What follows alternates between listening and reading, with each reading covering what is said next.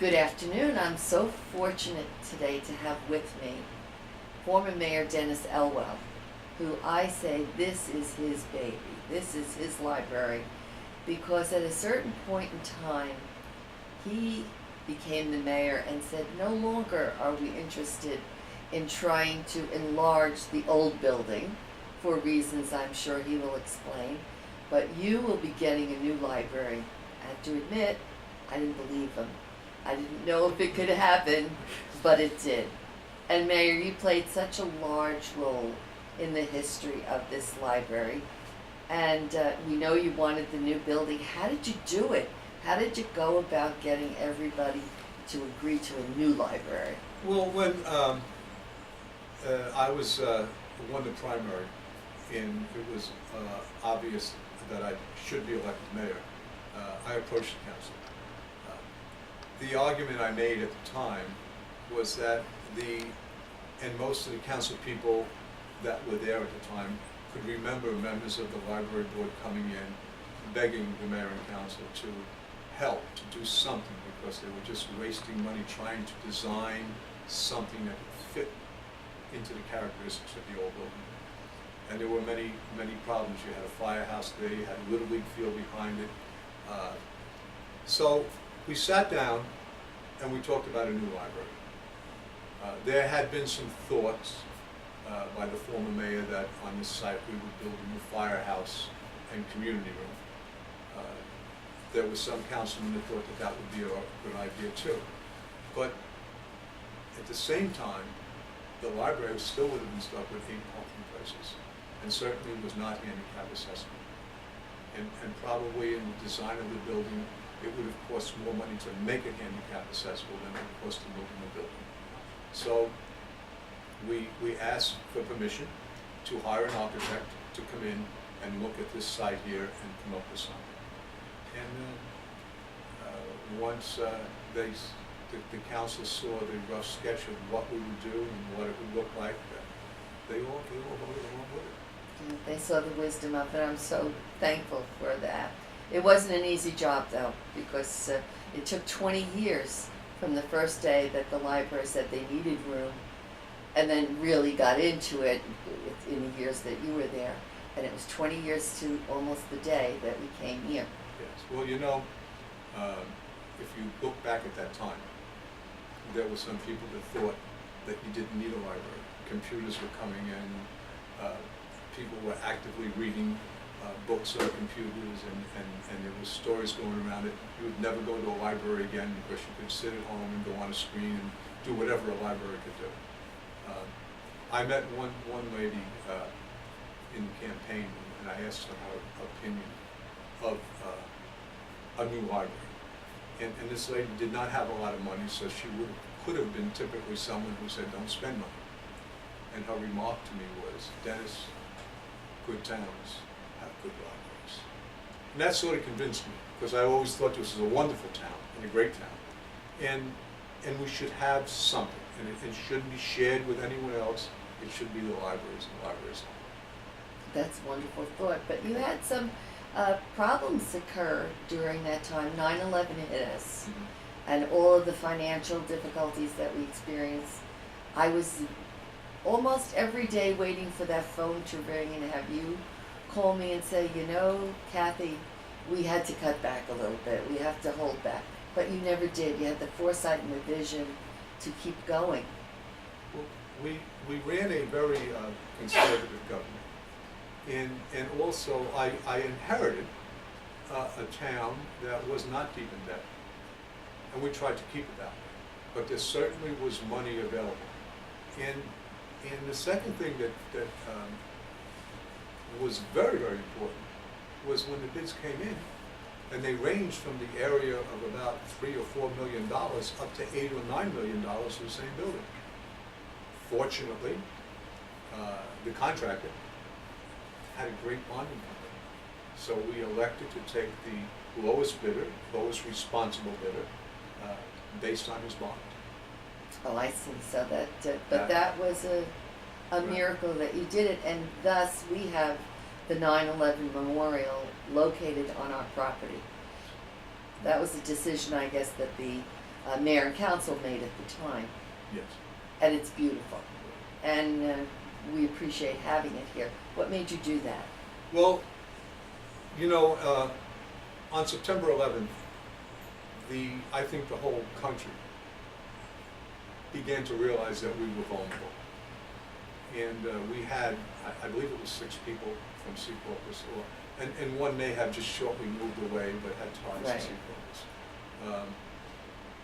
When you read all of the different things that were going on and the talks about memorials and what people were going to do,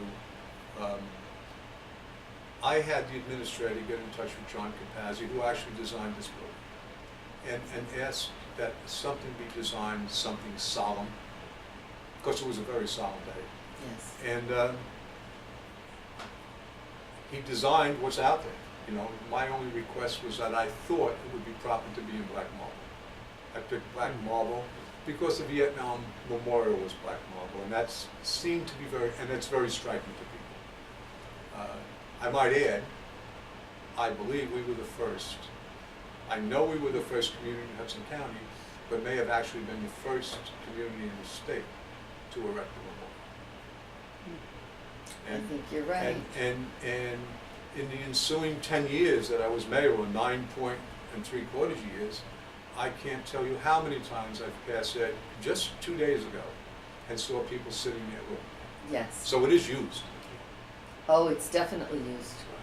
I can tell you that myself because many times I walked out and sat there just to get my head straight.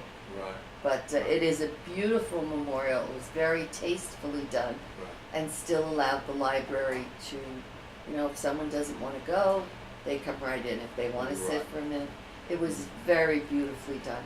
Right. Now, there was a controversy over whether or not we should be the Secaucus Public Library and Business Resource Center or not. And this went back and forth and back and forth. You and I were of the belief that the businesses were coming here and we should serve them. And so you went ahead with it. Well, how do you feel about that now? Well, I think you're being somewhat modest in the fact that you thought it would be a great idea to involve business, and I agreed with you. I think there were many reasons. One, the library, the old library, was doing literacy training for businesses, Costco and others, Panasonic would come here. And we also thought that there would be a way through businesses to get grants and donations, which did come in for the building, to help support the building. And certainly the business community should be a part of it. They are, in the case of Secaucus's footprint, almost 75% of the community. Yes. They should be able to use it. And obviously all the computers here I know are used by business. I know you have hookups here where businesses can come in and do classes. So I think it was a great thing, a wonderful idea, and it was your Well, idea. you were very easy to convince, though, because I know you had many breakfasts with the businesses and Yes, we did. introducing everything that the town had to offer, which is a lot more too than just the library. But you included the library, and so you got us to be friends and associates, and I think it worked out well. But I know that was your final decision. Yeah. It came to the night of that last phone call. Yes. Do we put it up on the building or do we not? Right. So I'm glad you're still happy that you did it. There were some construction problems in the beginning, but there weren't too many difficulties. Did that really affect the timetable? Well, I think we were delayed roughly about 8 or 9 months, maybe a year, because it was set in the winter time. Obviously the contractor, the lowest responsible bidder, was not capable. Foundations had to be moved, but as it stood, the bonding company picked up the entire cost. And I believe the building was built to the exact spec, even after ripping out foundations and doing them over. So yes, there was a delay, but maybe had we awarded to a higher bidder, let's say maybe $7 million, that we wouldn't have had that problem. But then again, maybe we wouldn't have had the furnishings we have in here, Oh, and right. all the things that went along with it to make it a fine building. Absolutely.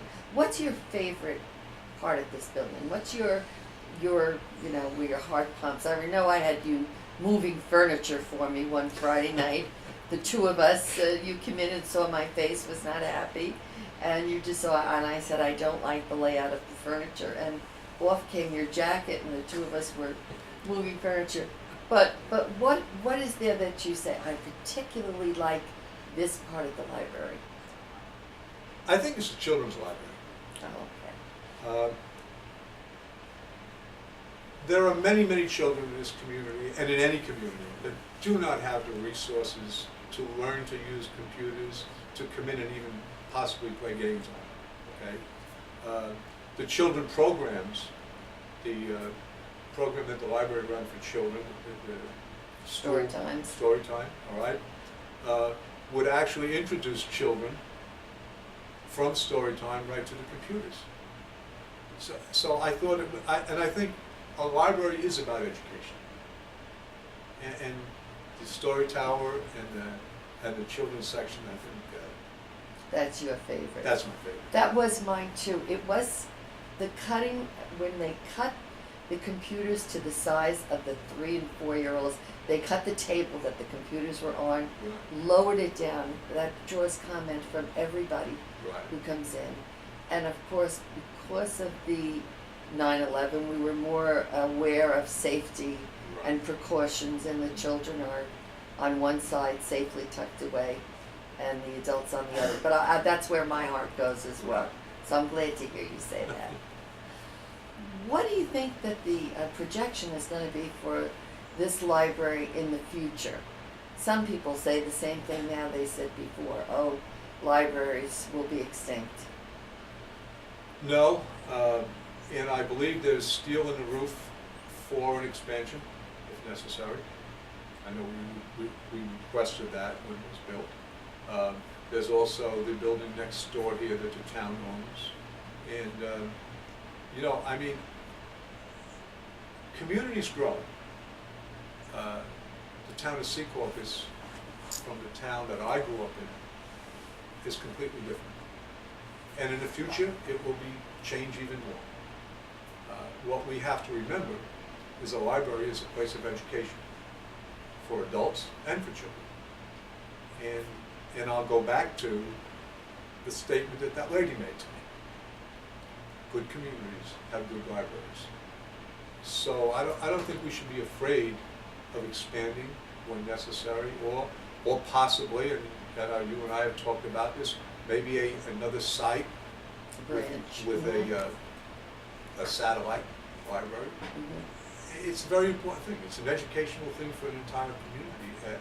Elderly people, young people, people raising children can use it. We have the study rooms here where if a man is going back to school for a degree and it's impossible to study at home because he has children, he can come here and have some time. It reaches everyone in the community. And more importantly, it reaches handicapped people that can get in and get out and use this place without having to ask for it, which I think is very good. I think so too. I think whoever is viewing this 10, 20, 30 years from now can see the thinking that you have in your mind about libraries. And that's so important to come from the top. Yes. If someone did not have that thinking as you do, we may not be as progressive. You're thinking progressive even into the future, so that's important. But before we started to tape today, you mentioned to me about the first library that we had at the top of the old town hall. And you had a description of it. I wish you could bring us back to that library and bring us here today to compare the two. Well, if anyone saw a picture of the old town hall, it had a dome on the roof. And the library was enclosed in that dome.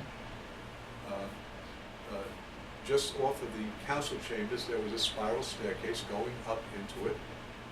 I went there when I was in the first and second grade at Lincoln Junior High School, because that's where first graders went that lived on Cedar Avenue. And it was very, very crowded, very small. I can always remember Mrs. Dudley saying, shh. And obviously, at the time when it was built, approximately 1935, Right. it was probably more than Secaucus could ever imagine to have, because we were only incorporated in 1900. But by 1955 or 56, when the farms were being sold and people were moving from cities into Secaucus and into all the different subdivisions, there was a need for more.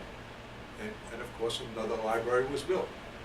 And come the year 2000, well, actually 20 years prior, 1980, there was a need for another library. Mm-hmm. Unfortunately, it took us 20 years to do, but we did do it. And who knows what the next 20 years will bring. That's true. But if your heart is in education and services to community, just passing by here every day, seeing the amount of cars that are parked here, and they're not people parked across the street, because when you come by at night, the lot is empty once the library closes. So it is patrons of the library. It was filled to capacity here before. Yes. Tuesday's always a busy day. Yes. Settle the question of the staircase at the first town hall. We've had sketchy visions from different people. Was it a spiral staircase? Was it a wooden staircase? What was it like when you entered into the main part of the town hall to get to the library? Well, there was an entryway, the front staircase that led right up to the second floor. And that was normally open when there were meetings. But typically you entered through the police department and went up a long staircase to the second floor. And somewhere in the vicinity of that staircase, I believe it was directly behind it, or it might have been to the side of it. I'm not quite sure. But there was this spiral staircase, and you walked up, and there was a banister when you got up to the top, and there was the library. And once you came up the staircase, when you looked, that was the desk where Mr. Dudley sat. Okay, so you have it as the spiral one. I tend to agree with you from what I know, but there are people who swear they remember every little bit of that library, and yet they can't remember that spiral staircase. So I we'll couldn't see another way of getting up into that round area personally. Right. You know, there's this history of Secaucus, and I know we've already gotten into your brain a little bit as to what you felt the role that the library played. But what would you, Dennis Elwell, like to leave with our viewers today? Say 10, 20, 30, 40 years from now, somebody's looking at this. Somebody's researching. It'll be on all our computers, this history. What would you like to say to them? Well, the communities evolve and change. Good communities provide good services. Most people, before they move to community, will look at those services available, especially for children. Okay? Why do people look at their schools, and why are people interested in how well the schools are? If they're going to invest money in it, for many people it's a lifetime investment to buy a home. They're concerned about the education system. They should also be concerned about crime and other things, but also you have a library. The library is important. It's a tool that can be used by everyone in the family. So in the future, and while the town may change, the most important thing to remember is what attracts good people. We're in a very, very close proximity to New York City. There will always be change here. Good change and the proper change will keep Secaucus as a wonderful. Thank you very much. I agree with you. Now, is there anything else you need to say or would like to say before we close? No, other than I know that, and I think the one point that I think is very, very important to me was that building this facility,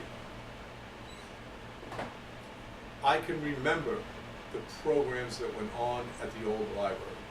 Similar to the Couch Center, the auditorium that we had. We had a wonderful music program in our school system even though we only had a cafeteria. Right. We had a wonderful education program for children and literacy programs for new people coming into the country in the old library. Right. Yourself and others and volunteers worked very hard in very, very difficult conditions. And so I looked at this as a reward for job well done. And I'll end with that. That's a beautiful thought. Thank you, Mayor, for being with us today. Thank you.